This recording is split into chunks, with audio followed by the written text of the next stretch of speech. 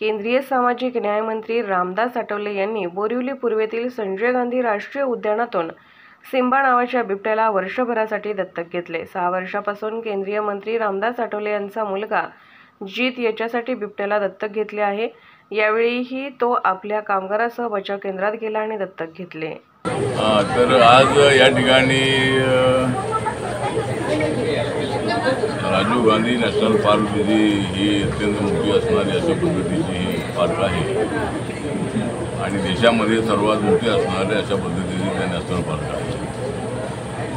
या ठिकाणी गेल्या 6 वर्षापासून आपण माझा मुलगा जो जीत आहे त्याच्या नावाने आपण या ठिकाणी जो पॅन्थर आहे चित्ता आहे त्याला अडॉप्ट करण्याचा जो कार्यक्रम आहे तो गेल्या 6 वर्षापासून आपण करतो।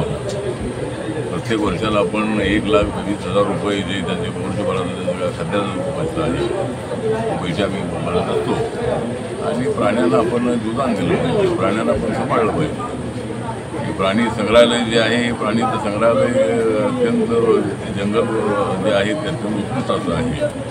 मुंबईसारख्या शहरामध्ये हजारो एकरात हे जंगल आहे आणि याचा जगाच्या नकाशावर याचं नाव आलं पाहिजे या दृष्टिकोनातून आपला प्रयत्न राहणार आहे। एक तर माझी सगळ्यांना नम्र आव्हान आहे की प्राण्यांना आपण सांभाळलं पाहिजे आणि मी पॅन्थरच्या मुवमेंटमधून आलेलो आहे।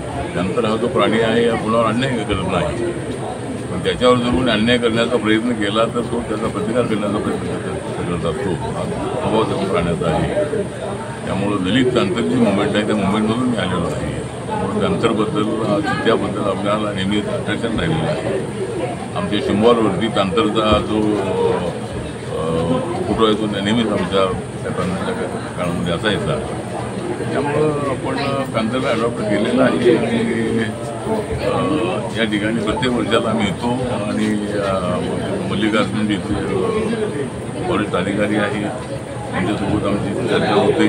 या ठिकाणी अडचणी असतील त्या अडचणी असतो आणि प्रत्येक वर्षाला शिंबॉच्या वाढदिवसाच्या निमित्ताने आम्ही केक कापतो आणि त्याला या ठिकाणी येऊन आम्ही भेटत असतो। लोकनायक न्यूज